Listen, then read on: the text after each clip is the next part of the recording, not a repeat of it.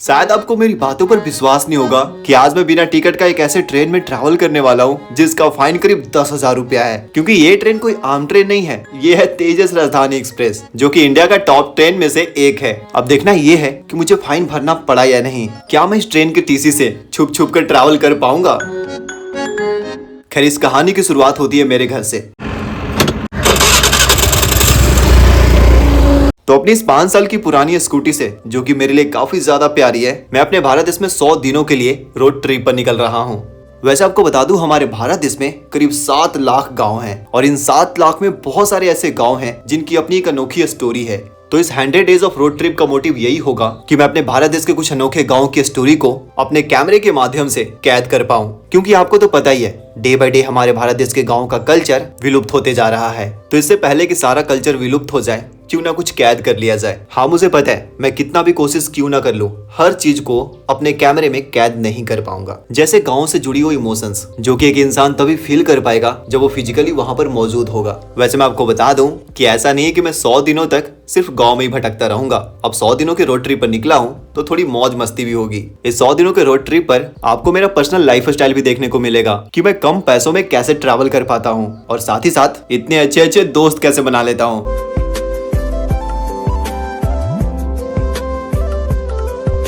बाकी की बातें आने वाली वीडियो में करेंगे। फिलहाल इस वीडियो को कंटिन्यू करते हैं।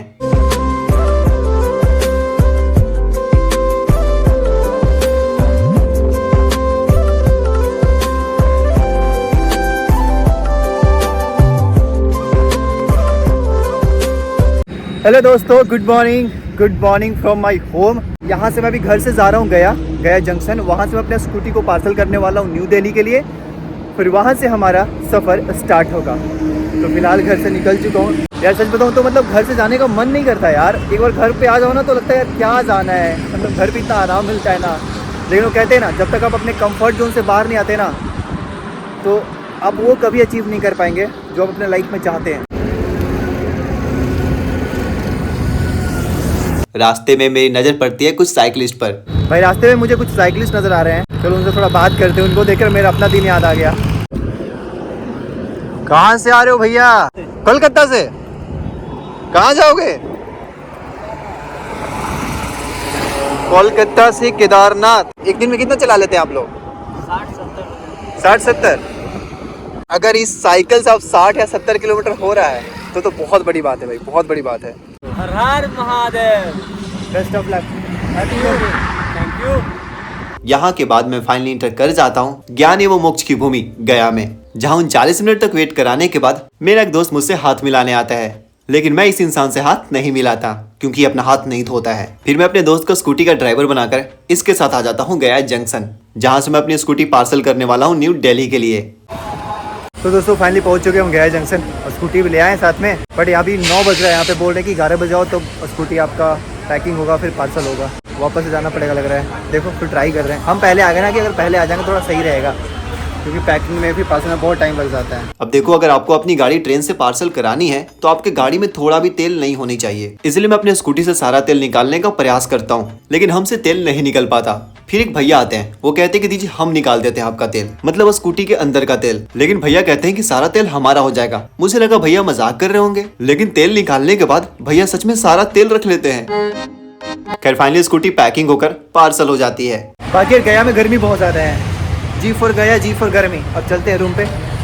और भाई एक चीज़ हमेशा याद रखना, जब भी आप पार्सल करवाना कोई भी सामान, तो जो स्लिप निकल के मिलता है ना, यही ओरिजिनल आपको रिसीविंग के टाइम पे भी दिखाना है। अगर ये नहीं दिखाओगे आप, ये उनको नहीं मिला, तो आपका जो पार्सल है ना वहाँ पे आपको नहीं मिलेगा, जहाँ पे आपको मतलब रिसीव करना है। ये बहुत इंपॉर्टेंट है भाई। ऐसा सोचो इसका फोटो दिखा दे, नहीं होता है। यही चाहिए तो चाहिए। अब मैं रूम में आकर मजे में आराम कर रहा होता हूँ, तभी इंडियन रेलवे की तरफ से एक शुभ चिंतक मैसेज आता है कि यात्री कृपया ध्यान दें, जिस तेजस राजधानी से आप नई दिल्ली जाने वाले थे, अब उस ट्रेन से आप नई दिल्ली नहीं जा सकते क्योंकि आपका ट्रेन का टिकट कंफर्म नहीं हुआ है। आपको हुई असुविधा के लिए हमें खेद है। अब हो चुकी थी रात और इसके बाद जो भी ट्रेन थी सारी राजधानी थी, तो मेरे पास ऑप्शन थे ही नहीं कि मैं जनरल क्लास का टिकट लेकर जनरल क्लास में बैठकर नई दिल्ली पहुंच जाऊं। इसलिए मैंने मन बनाया कि अब जो भी हो जाऊंगा तो मैं इसी ट्रेन से। तो दोस्तों अभी टाइम हो गया 22:06। फाइनली मैं आ चुका हूँ गया जंक्शन पे। और जैसा कि हमने आपको बताया कि भाई मेरा टिकट ही कंफर्म नहीं हुआ। यार जब मैं बुक कर रहा था तो मैंने एक ऐप आता है क्या, तो कंफर्म टिकट करके, उसे मैंने चेक किया था कि क्या ये टिकट कंफर्म हुआ कि नहीं होगा।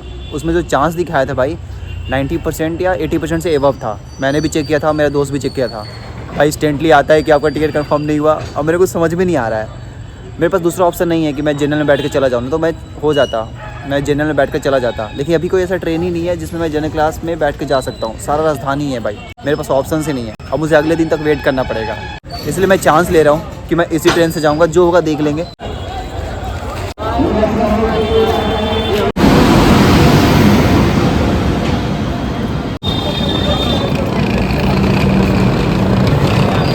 भाई ट्रेन आ गई। एक मन कह रहा है चहक जाओ, एक मन कह रहा है नहीं चहको।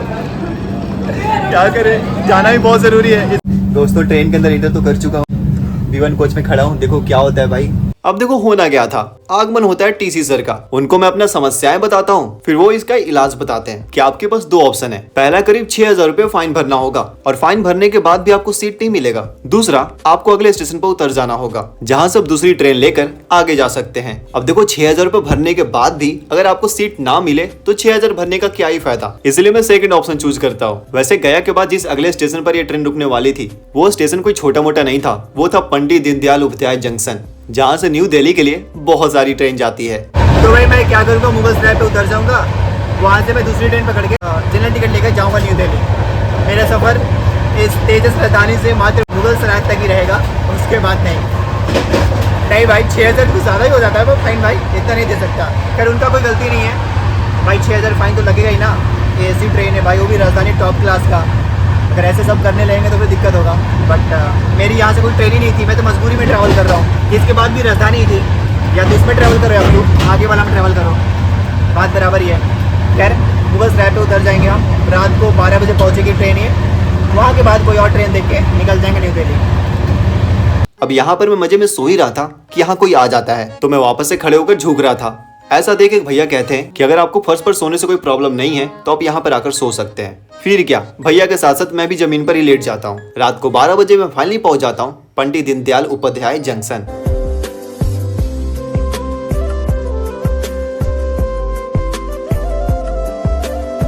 तो दोस्तों फाइनली मैंने एक सुपरफास्ट ट्रेन का टिकट बुक कर लिया है, जनरल टिकट है।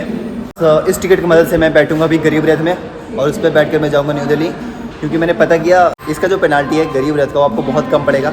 मतलब 1,000 रुपये आप देंगे पेनाल्टी, उससे भी कम आप आराम से दिल्ली पहुंच जाएंगे। तो देखो अगर 1,000 रुपये भी देकर सीट मिल जाएगा तो आराम से दिल्ली पहुंच जाऊंगा। बहुत सारा वैकेंट सीट दिखा रहा है भाई गरीब रथ में। देखो शायद खाली मिल जाए तो आराम से सो कर जा सकते हैं। G9 में खाली है, G8 में खाली है, लेट्स सी क्या होता है।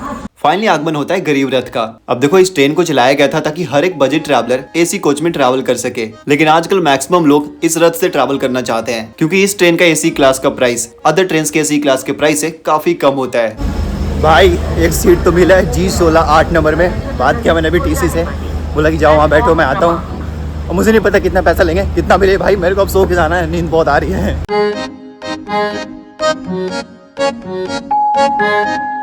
इस ट्रेन का जो मेरा फाइन आया था वो था करीब 1,500 रुपये, जिसमें मेरे जनरल टिकट का पैसा भी माइनस हो जाता है।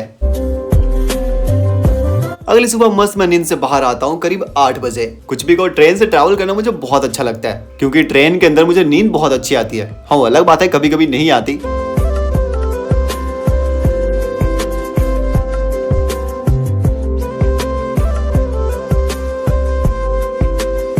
वैसे अपर बर्थ मिलने के फायदे तो हैं बॉस।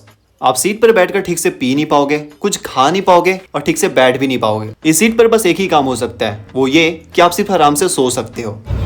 अभी तक मैं जितने ट्रेन में ट्रैवल किया हूँ उसमें मात्र 2 ही बर्थ होते थे साइड में, एक ऊपर वाला एक नीचे वाला। बस ये गरीब रथ में पहली बार मैं ट्रैवल कर रहा हूँ, मुझे कुछ अलग देखने को मिल रहा है। इसमें 3 बर्थ है साइड में भी, 1 2 3 नीचे। ये देखो 1 2 3 नीचे।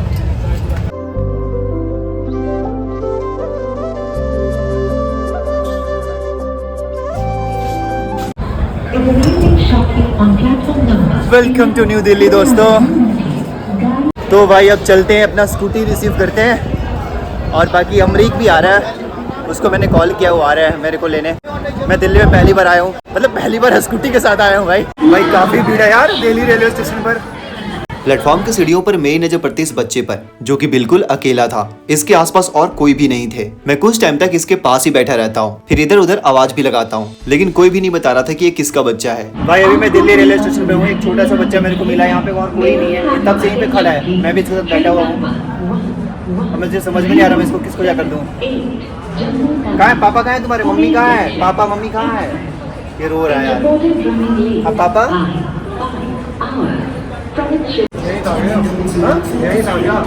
हाँ ये यहीं पे था। भाई ये किसका बच्चा है भाई, ऐसे कौन छोड़ कर चला जाता है भाई? भाई ये बच्चा किसका? ये बच्चा देखिए किसका, ये पता है क्या आपको?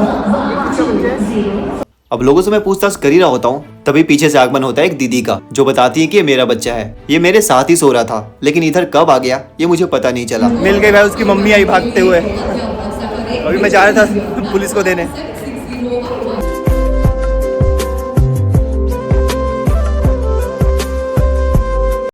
ये रहा हमारा स्कूटी। देखो भाई अपने को रिसीव करने कौन आया है, बाजी। बाकी चलते यार, थका दिया इन्होंने यार, मतलब 10 राउंड मरवाया मेरे को, 10 राउंड से कम नहीं मरवाया मेरे को। भाई सरकारी काम है ना, सरकारी काम में दौड़ भाग लगी रहती है। पता है स्टार्टिंग में क्या हुआ ना कि मेरे नाम में थोड़ा स्पेलिंग मिस्टेक हो गया था, रंजीत लिख दिया उन्होंने। तो मैं जब बुकिंग हो रहा था उस टाइम बोला भैया मेरा स्पेलिंग में मिस्टेक है, आप इसको ठीक कर दो। उन्होंने कहा कि आधार कार्ड का 4 नंबर है ना, 4 डिजिट, उससे हो जाएगा, कोई प्रॉब्लम नहीं होगा वहाँ पे। और यहाँ पे भाई प्रॉब्लम हो रहा है। एप्लीकेशन लिखवाए, ये करवाए, पर कोई नहीं, चलो ठीक है, इनका अपना काम है भाई, ये नहीं करेंगे तो कैसे होगा। हो सकता है कि मेरा स्कूटी अमरजीत भी ले जाए ना। मैं ले जाऊँ आज घुमाने के लिए दूर। चलो भाई, फाइनली भाई अपनी स्कूटी दिल्ली की सड़कों पे दौड़ेगी। भाई मैंने एक्सपेक्ट किया था कि दिल्ली में बहुत गर्मी है भाई, बिहार के कंपैरिजन में यहाँ गर्मी बहुत कम है। भाई कल गया मैं था, क्या ही गर्मी थी भाई, खतरनाक वाली गर्मी। मेरे यहाँ तो वेव क्या हीट वेव अलर्ट हो चुका है, पूरे बिहार का हाल वही है भाई, बहुत गर्मी, 40 डिग्री 41 डिग्री 48 डिग्री ऐसे। अच्छा भाई यहाँ पे इतनी धांधली है भाई, इतनी धांधली है। हम सिर्फ अभी स्कूटी अपना इस गेट से लेकर आए, उसका हमसे इन्होंने पार्किंग का चार्ज ले लिया 50 रुपये। बात पैसे की नहीं है, बात यहाँ पे आप लूटने की यार, बेवजह पैसा मांग रहे हो यार। हर जगह लूट पाट मचा के रखी गई है यार। हमने जहाँ से गाड़ी ली वहाँ पे ही पैसा दिया, पेट्रोल निकाल दिया गया हमारी स्कूटी से, यहाँ पे लेके आए। अभी हम स्कूटी देखेंगे कि हमारी कहाँ से कुछ नुकसान तो नहीं हुआ, मतलब हर जगह लूट पाट मचा ही रखी है भाई। ये लोकल से आदमी का भी पार्किंग लेंगे, कोई अगर आदमी उधर से आएगा ना, भाई पार्किंग दे दो मेरे को, तुम निकल रहे हो मेरे गेट से। इस वीडियो में इतना ही दोस्तों, मिलते हैं अब आपसे नेक्स्ट वीडियो में। और हाँ, आपका एक कमेंट का मुझे इंतजार रहेगा।